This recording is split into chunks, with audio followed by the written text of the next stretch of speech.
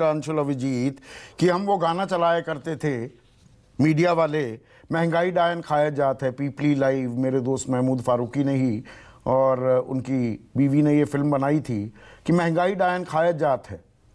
पर उससे पहले की भी एक लाइन थी, सैया तो खूब ही कमात है। तो कृष्णा हेगड़े आज की तारीख में आम आदमी की आमदनी नहीं बढ़ रही है, पर खर्च, उसकी जेब से निकल रहा पैसा लगातार बढ़ता जा रहा है। और मैं तेल की आपसे ये बात करूंगा, ये तेल कब तक हमारा तेल निकालेगा? $40 प्रति बैरल कीमत कम हुई है ना तेल की, और एक नया पैसा तेल की कीमतों में कम नहीं हुआ। तेल को लेकर बड़े, क्योंकि आप मुंबई से हैं तो मुझे याद आता है वो 2011, 12, 13 का वो ज़माना। अमिताभ बच्चन भी बड़े परेशान थे, अनुपम खेर भी बड़े परेशान थे, अक्षय कुमार भी बड़े परेशान थे तेल की कीमतों को लेकर। आज कोई परेशानी नहीं है।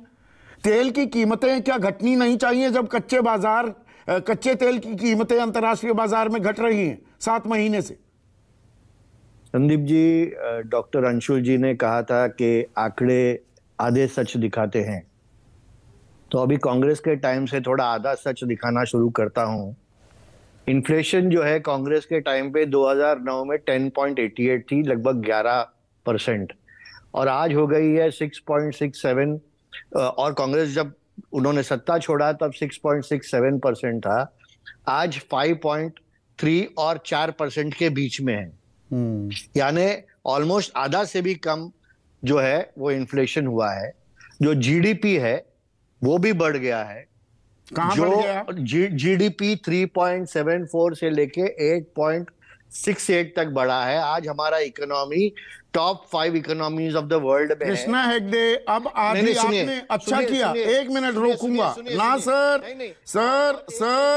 इंटरवेंशन है नहीं, क्योंकि आधी आपने खुद बोला कि आंकड़े आधी जानकारी देते हैं। आप भी आंकड़ों के जरिए आधी जानकारी दे रहे हैं। बिल्कुल सही आंकड़ा दिया महंगाई का, पर विकास दर कितनी थी वही पूरी लाइन, सैया तो खूबी कमात है, महंगाई डायन खायत जात है।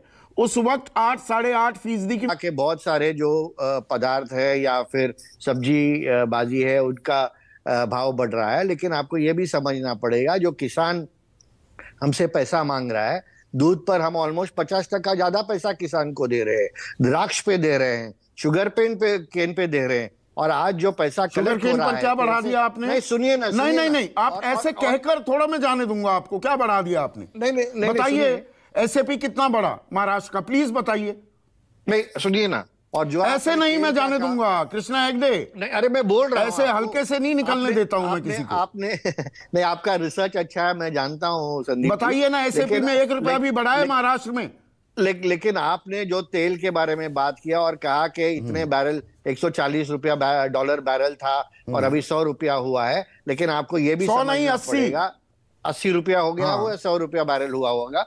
लेकिन आपको यह भी समझना पड़ेगा, सिर्फ मुंबई में अगर आप देखने जाए तो 10 लाख करोड़ रुपए का इंफ्रास्ट्रक्चर और डेवलपमेंट का काम चल रहा है। ऐसा पूरे देश में चल रहा है। और ये जो पैसा आ रहा है कोई सरकार के जेब में नहीं जा रही है, ये लोगों के हित में जा रही है। पहले सरकार की जेब में जाता था जब कहते थे बहुत हुई पेट्रोल डीजल की मार, तब किसकी जेब में जाता था? तब कोई आधारभूत ढांचा इस देश में बन ही नहीं रहा था। संदीप जी, बीजेपी के भी सम्मान्य प्रवक्ता जी ने सही कहा था कि आज जो आम आदमी है, मनरेगा हो या दूसरे फर्टिलाइजर पे सब्सिडी हो या दूसरे, मनरेगा में क्या किया? अच्छा, आज स्पेसिफिक 1 मिनट फिर रोक रहा हूं, फिर इंटरवेंशन प्लीज। मनरेगा में आपने मनरेगा का जिक्र किया।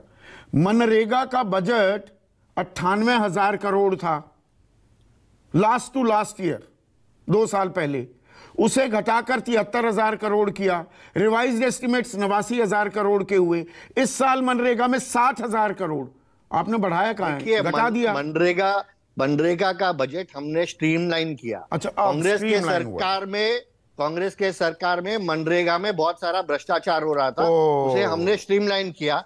और जो किसान है, जो परिश्रम करते हैं, उनको हमने डायरेक्ट सब्सिडी 11 राज्यों में मनरेगा का पैसा पहले 8 महीने में खत्म हो गया था। हमने डायरेक्ट मनरेगा में 100 दिन का काम मिलना चाहिए, 42 दिन काम मिल पाया लोगों को। जी, जो भी श्रमिक है हमने उनको डायरेक्ट सब्सिडी उनके अकाउंट पे दिया है। अब देखिए, मनरेगा की बात करता हूं, डीबीटी पे चले जाते हैं।